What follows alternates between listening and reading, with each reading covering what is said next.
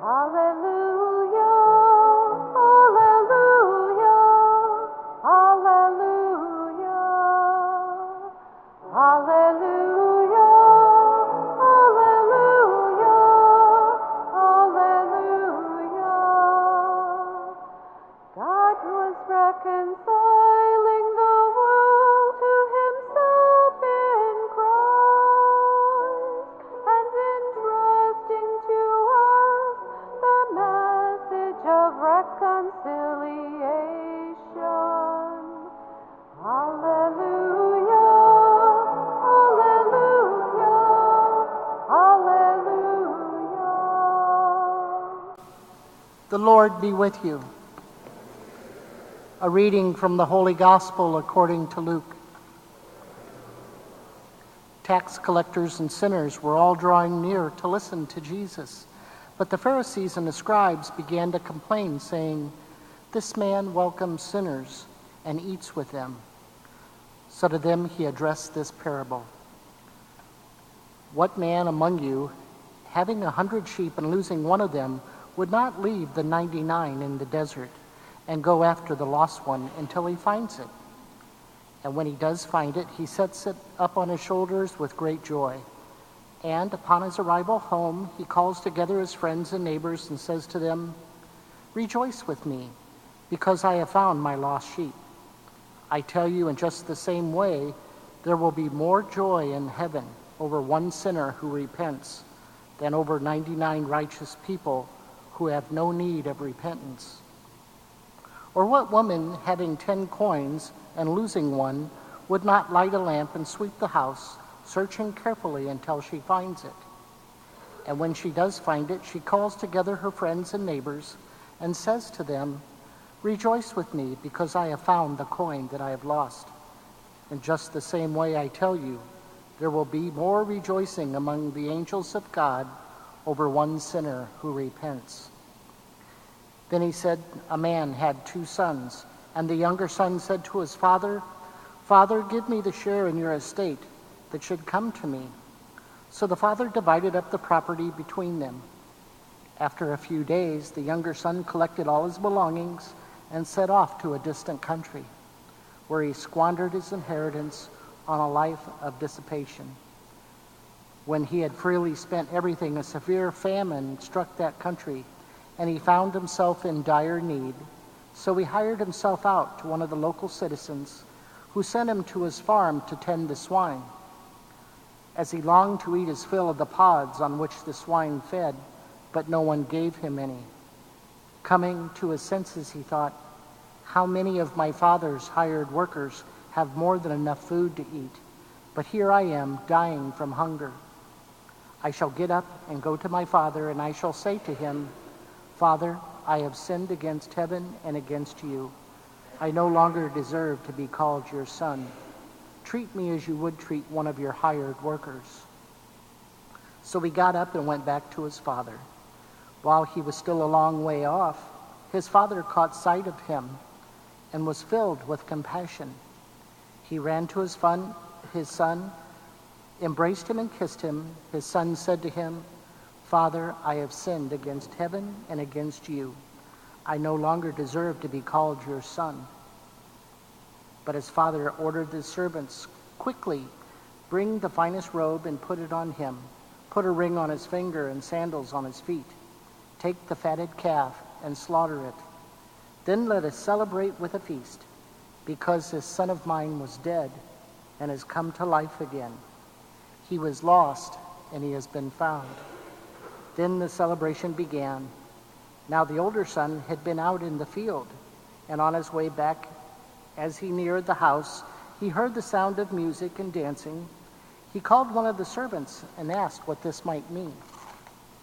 The servant said to him, 'Your brother has returned, and your father has slaughtered the fattened calf, because he has him back safe and sound.' He became angry. And when he refused to enter the house, his father came out and pleaded with him. He said to his father in reply, 'Look, all these years I served you, and not once did I disobey your orders. Yet you never gave me even a young goat to feast on with my friends. But when your son returns, who swallowed up your property with prostitutes, for him you slaughter the fattened calf." He said to him, "My son, you are here with me always. Everything that I have is yours. But now we must celebrate and rejoice, because your brother was dead and has come to life again. He was lost and has been found." The Gospel of the Lord. I find these stories from the first reading from the book of Exodus and the gospel reading kind of ironic. There's kind of it's just kind of interesting, you know. You got Moses here and the Father in heaven, and the Father in heaven is saying, "I want to get rid of these people," and then Moses is the one that's begging for mercy for the people, and then in the gospel it's the opposite. The Father is having merciful, and then the Son says, "Hey," so it's opposite. Also, what's going on here in Moses is really, I like to think that he's being tested here, because when you look at this reading, you know, God the Father is saying, "Hey, I will make of you a great nation."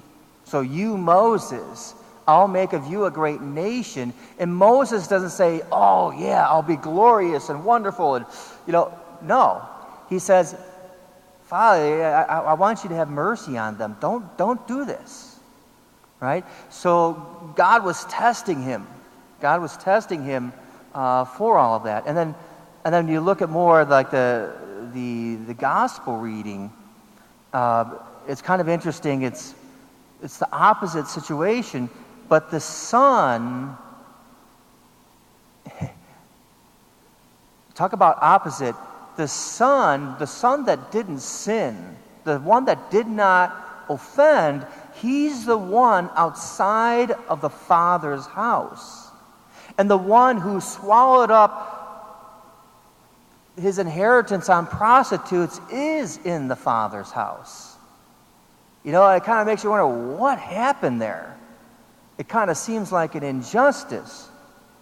But what's really going on there is the son chooses, the older son chooses not to enter into the house of his father because he is upset about his father's mercy, about the forgiveness of the father, and he refuses, is obstinate against the father's mercy. And so even though he is the one that doesn't sin, he is the one that finds himself outside the Father's house.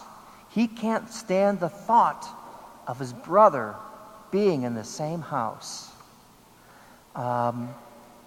Also, in another aspect, another venue here, because today is 9/11, the 15th anniversary of the day that America was attacked, and because of the situation that just kind of rose up recently, hopefully you guys knew about, or maybe you don't know, but this football player, quarterback Colin Kaepernick, and how he refused to stand for the national anthem. And he was trying to do it as a statement, so he refused to stand for the national anthem during the preseason games. Regular season games, he was going to go back to standing. And his comment was very interesting on this, and then everybody else's comments too. What was interesting about his comments was his words that he used. And it was something like, if I get this right, he didn't want to stand for a flag. He refused to stand for a flag when the state did not do or did not stand for what that flag represents. When the government didn't do that, when the country didn't do that. What was interesting in all of that is what I think is the words. This is my interpretation of his words on this, but what I see in him is he was approaching it from a communistic mentality. What do I mean by that? Well, first of all, most colleges today, public colleges, have a lot of communistic ideology in it. They may not understand it or know about it, but it's kind of there. And that was taught to Colin Kaepernick, whether he realizes it or not. And the reason why I say that is because he is looking at the government as the state. And that flag to him represents the state. And that's all it represents, is the state. Whereas, I look at a lot of the comments retorting that in like Facebook and all this other stuff. A lot of people would say, well, what about all those soldiers that died for that flag? See, this is a different mentality that's coming from a different understanding of what that flag represents. See, a more correct understanding of what that flag represents is not the state, but more so the people of this country, and the goodness and the holiness of the people who have given for these ideals. And one of those ideals is your ability to have equal opportunity. That's what the flag represents. The people in solidarity saying, look, there needs to be equal opportunity. So Colin Kaepernick, by not standing for the national anthem, was counterproductive. He was defeating himself, and that's why it was a wrong thing. I think his heart was there. He sees a need, because there is a need. Not everybody has equal opportunity. We're not perfect. And, quite frankly, the United States is, to me, it's by far the most just society we have in the world today. But that doesn't mean we can't improve. And we need to improve on those things. We need to make sure that there is equal opportunity. But there's a better way in which we can do that. And so when you look at that, if the flag represents equal opportunity, to refuse to stand to the flag during the national anthem, you are refusing to stand for equal opportunity. And that's why it's self-defeating. So that's not the answer. The answer is the people, as a society, getting together and saying, hey, we need to do something. And to understand that, okay, the state is not the people. Because that's one of the things that communism kind of teaches. Oh, the people are the government, the people are the state. Well, we all know where that goes, right?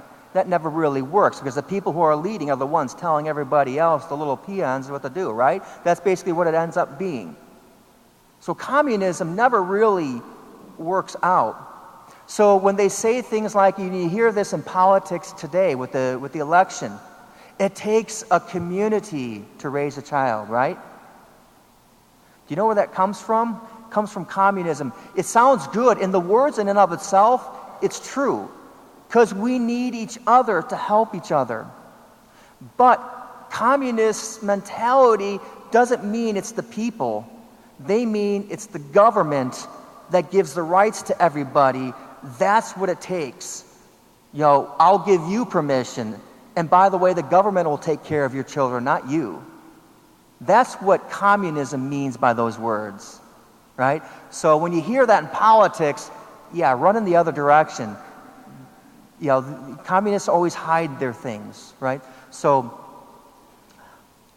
in all this, we have to, Colin Kaepernick does not do, he's trying to do something and make us aware of an injustice. However, when you look at things like Black Lives Matters, what they have done does not do justice for the black community. You absolutely cannot fix an injustice by producing more injustice. Injustice produces injustice. Only justice can produce justice. You cannot burn other people's property and expect justice to happen. That is flat out wrong. And nobody, no Christian, could promote, morally speaking, that kind of mentality. And that mentality itself comes from communism. Because communism says you must eradicate, overcome, because somebody else is trying to overcome you. So you must be the top dog.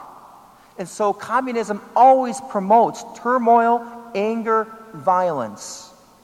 That's why communism has been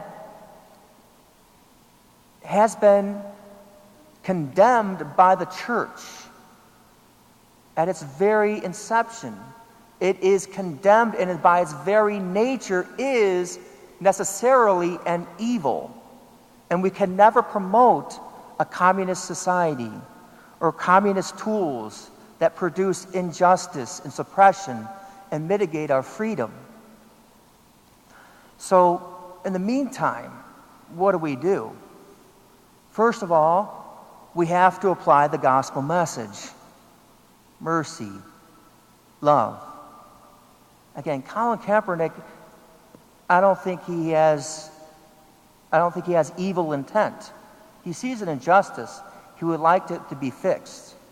He didn't know any other way of doing it. He's a football player. So in his mercy, we hope he will work with people. And as a society, we have an obligation to produce justice, to be good citizens through our faith in Jesus Christ. So as opposed to communism, it's our faith that makes us better citizens and good citizens, holy citizens. It's our faith and practicing our faith that raises this country up, and then what the flag represents comes to actualization. It becomes reality because we live our Christian, we live our Catholic faith. So we don't retaliate with violence. We don't retaliate with prejudices. But we retaliate with love, mercy, and true justice. Now we have to be careful. It's true justice, not revenge or retaliation in that sense. But we retaliate with love and justice, always together. And so that we can build a good society, a holy society, a society that makes this country even better, as great as it is. Because we do stand for what that flag represents. And we stand for what our faith represents.